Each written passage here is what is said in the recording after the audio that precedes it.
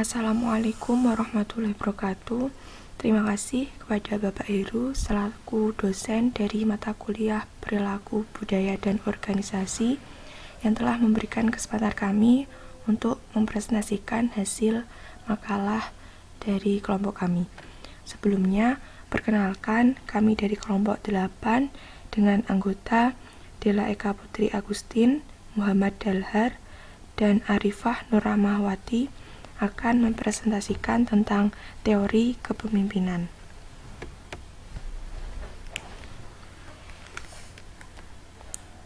Di sini kami akan membahas tentang pengertian kepemimpinan, fungsi kepemimpinan, dan juga macam-macam teori kepemimpinan.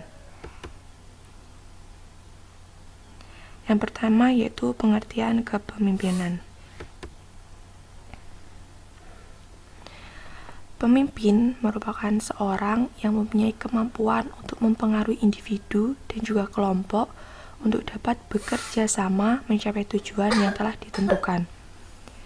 Henry Fairchild dalam Kartini Kartono mengemukakan bahwa pemimpin dalam pengertian luas adalah seseorang yang memimpin dengan jalan memprakarsai tingkah laku sosial dengan mengatur, menunjukkan, mengorganisir atau mengontrol usaha atau upaya orang lain atau melalui prestis, kekuasaan, atau posisi. Sedangkan definisi dari kepemimpinan secara luas adalah meliputi proses mempengaruhi dalam menentukan tujuan organisasi, memotivasi perilaku pengikut untuk mencapai tujuan, mempengaruhi untuk memperbaiki kelompok dan budayanya. Selanjutnya, fungsi dari kepemimpinan. Pada dasarnya, fungsi kepemimpinan memiliki dua aspek, yaitu fungsi administrasi, yakni mengadakan formulasi, kebijakan administrasi, dan menyediakan fasilitasnya. Yang kedua, yaitu sebagai fungsi top management, yakni mengadakan planning, organizing, staffing, directing, commanding, dan juga controlling. Yang selanjutnya yaitu macam-macam dari teori kepemimpinan.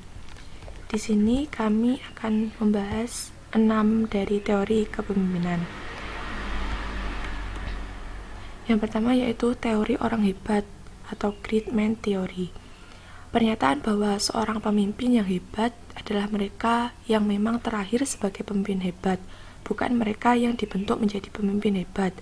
Pernyataan tersebut menggunakan teori hebat atau great man theory.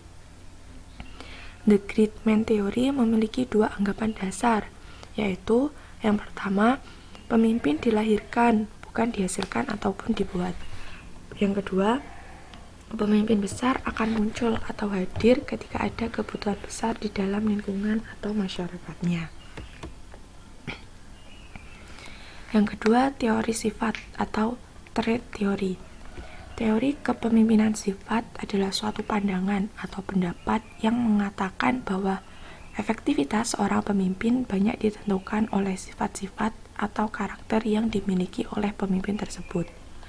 Berdasarkan teori kepemimpinan ini, asumsi dasar yang dimunculkan adalah kepemimpinan merupakan serangkaian sifat, ciri, ataupun perangai tertentu yang menjamin keberhasilan setiap situasi. Keberhasilan seorang pemimpin diletakkan pada kepribadian pemimpin itu sendiri. Yang ketiga, teori kepemimpinan situasional atau situational theories. Teori kepemimpinan situasional menyampaikan kepada kita bahwa gaya kepemimpinan yang tepat itu bergantung kepada faktor-faktor tertentu, seperti halnya kualitas dan juga situasi para pengikut kita atau anggota tim. Asumsi yang mendasari para penganut teori situasional adalah bahwa tindakan terbaik dari pemimpin tergantung pada berbagai faktor situasional yang mengelilingi organisasi yang dipimpinnya. Teori kepemimpinan ini memiliki 4 gaya kepemimpinan, yaitu yang pertama, kepemimpinan situasional oleh Paul Hersey dan Ken Blanchard. Yang kedua, leadership through decision making, yaitu teori kepemimpinan model normatif Fromm dan Yeaton. Yang ketiga, teori kepemimpinan path goal oleh Hus. Yang keempat, trilogi kepemimpinan Ki Hajar Dewantara. Selanjutnya yang keempat yaitu teori perilaku atau behavior theory. Teori perilaku mengasumsikan bahwa kemampuan kepemimpinan dapat dipelajari, bukan melekat ataupun diwariskan. Jadi, seorang pemimpin bukan dilahirkan untuk menjadi pemimpin, namun untuk menjadi seorang pemimpin dapat dipelajari dari apa yang dilakukan oleh pemimpin yang efektif ataupun dari pengalaman. Sedikitnya ada dua asumsi yang mengenai teori perilaku ini, yaitu pemimpin dapat dibuat, bukan dilahirkan. Dan selanjutnya, sukses kepemimpinan berbasis pada perilaku yang dapat dikenali dan dipelajari. Yang kelima yaitu teori transaksional. Pemimpin yang bergaya transaksional bekerja melalui penciptaan struktur yang jelas mengenai apa yang diminta dari pengikut mereka dan penghargaan yang mereka akan dapatkan sebagai hasil dari mengikuti perintah. Teori transaksional ini juga ada hukuman yang tidak selalu disebut dengan jelas, tetapi pengikut mengerti dengan baik dan sistem formal biasanya juga dilaksanakan dengan disiplin. Asumsi dasar teori kepemimpinan transaksional terdiri dari 4 faktor, yaitu yang pertama prinsip jual beli atau konsep penghargaan versus ancaman, reward punishment system. Teori ini beranggapan bahwa orang akan termotivasi akan adanya hadiah dan juga hukuman. Yang kedua, sistem sosial akan bekerja dengan baik jika ada rantai komando yang jelas.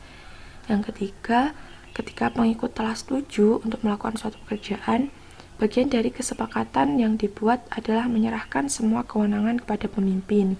Yang keempat, tugas utama pengikut adalah melakukan apa yang manajer katakan dan inginkan. Selanjutnya yang terakhir yaitu teori transformasional. Teori ini didasari oleh sebuah penelitian yang menghasilkan mengenai tentang adanya perilaku kepemimpinan di mana para pemimpin yang kemudian dikategorikan sebagai pemimpin transformasi atau transformational leader memberikan inspirasi kepada sumber daya manusia yang lain dalam organisasi untuk mencapai sesuatu melebihi apa yang direncanakan oleh organisasi. Asumsi dasar dari teori kepemimpinan transaksional